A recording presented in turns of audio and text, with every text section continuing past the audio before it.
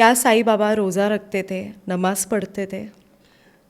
सच्चा मुसलमान अगर ये देख रहा है या जो मुसलमानों को जानते हैं, तो सच्चा मुसलमान वो होता है जो 5 बार की नमाज अदा करता है, 5 बार मस्जिद में जाता है, नमाज अदा करता है, और जब रमज़ान का पवित्र महीना आता है तो उसमें वो रोज़ा रखता है। मान लो सारे नहीं रख पाए तो थोड़े भी रखें, कैसे भी करके वो जो अल्लाह है उसकी बंदगी के लिए, उसकी पूजा के लिए ये वो करेगा। साईं बाबा का जो पूरा इतिहास है कहीं पर नहीं लिखा है, न कभी उन्होंने रोज़ा रखा, न कभी नमाज पढ़ी, वो तो छोड़ो कभी उन्होंने कुरान भी नहीं पढ़ा। जो सच्चा मुसलमान है उसको कुरान की सारी आयतों के बारे में पता होता है। आयत मतलब मंत्र, Correct. जैसे भगवत गीता में मंत्र होता है उसमें आयत होती है, उसके बारे में उसको पता होगा।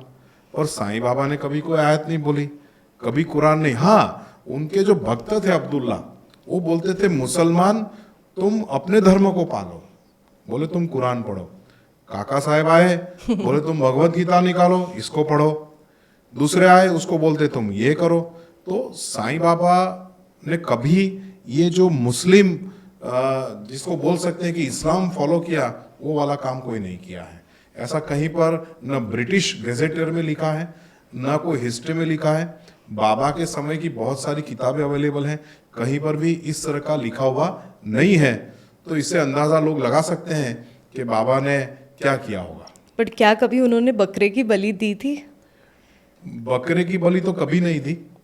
1838 से लेके आज 2025 हैं, तब तक शिरडी में, द्वारका माई में या समाधि मंदिर में किसी भी जीव हत्या नहीं की गई है। बकरे की बलि तो छोड़िए, चींटी को भी नहीं मारा गया है। बकरे का एक अध्याय साईं सच्चरित्र में एक अध्याय में आता है लिखा हुआ कि साईं बाबा ने छुरा लाने के लिए कहा श्यामा को। श्यामा छुरा लेने गया, उतने में दीक्षित काका जो सनातनी ब्राह्मण थे वो वहाँ पर दिखे, तो बाबा ने उनको कहा कि वो छुरा लेके आ रहा है, तुम इस बकरे को काट दो। अब सब चौंक गए, क्योंकि कभी भी बाबा ने इस तरह की बात नहीं की थी। बाबा के जो आयु थी उसके जीवन के लास्ट ये 6 साल की बात है, ठीक है। ओके। अब किसी ने तो ऐसा कहा नहीं था, कभी नहीं कहा था, न कभी कटा था। श्यामा तो डर का मारा वहाँ से भाग गया, मैं छुरा लेने जा रहा हूँ करके वहाँ से गायब हो गया। निमोनकर वो सब वहाँ पर खड़े हुए थे, भाईजा वो सब लोग वहाँ से भागे कि ये क्या हो रहा है आज। अब किसी को इसमें पढ़ना नहीं था, सब गए।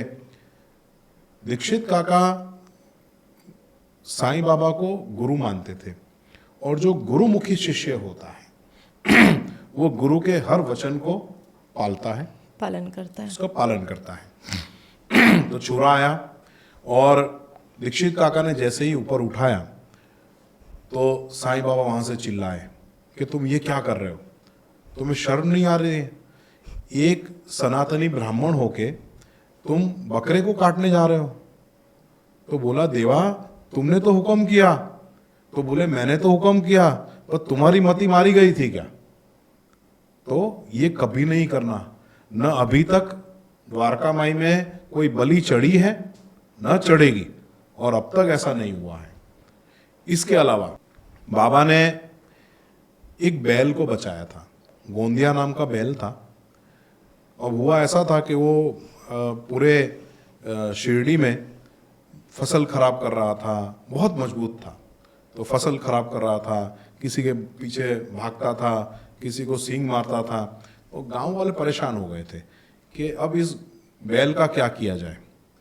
तो सब इकट्ठे हुए और सबने ऐसा डिसाइड किया कि इसको पकड़कर जो नज़दीक का येवला है, येवला में गौशाला में इसको दे देते हैं। ये डिसाइड किया, पर उसको पकड़े कौन, इतना मजबूत। तो एक बीकू नाम का आदमी था, बीकू ने कहा मैं इसको पकड़ूंगा, पकड़ के मैं वहाँ पर लेके आऊँगा। बीकू ने उसको पकड़ा, महा मेहनत से पकड़ा, पकड़ के उसको खींच के वो लोग ले गए येवला। अच्छा। बात यहाँ पर खत्म हुई। एक दिन बाद बाबा बाईजा पाटिल नाम का जो बाबा का भक्त था उसके सपने में आए और कहा कि तुम यहाँ पर शांति से सो रहे हो, ये कसाई मुझे काट डालेगा, ऐसा उसके सपने में साईं बाबा ने आके कहा। वो तो चौंक के बैठ गया कि साईं बाबा को कौन सा कसाई काटने वाला है। भागता हुआ गया, गांव वालों को इकट्ठा किया तो पता चला कि वो जो बैल था उसको ये वाला भेजा था, शायद कुछ हुआ है क्या। वहां गए, वहां जाके देखा तो भिखू ने जो कसाई था उसको 14 रुपये में बेच दिया था और गौशाला में नहीं दिया था। कसाई ने बोला कि अच्छा है तुम समय पे आ गए, मैं कल ही इसको सुबह काटने वाला था, तुम्हें पता कैसे चला। तो बोला साईं बाबा हमारे सपने में आए और ये बैल को बचाने के लिए मुझे कहा।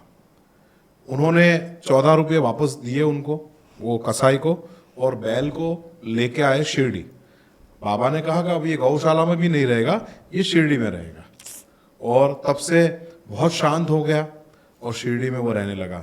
तो ऐसे तो असंख्य इंसिडेंट हैं जहां पर बाबा ने किसी भी पशु की हत्या के लिए रोक लगाई।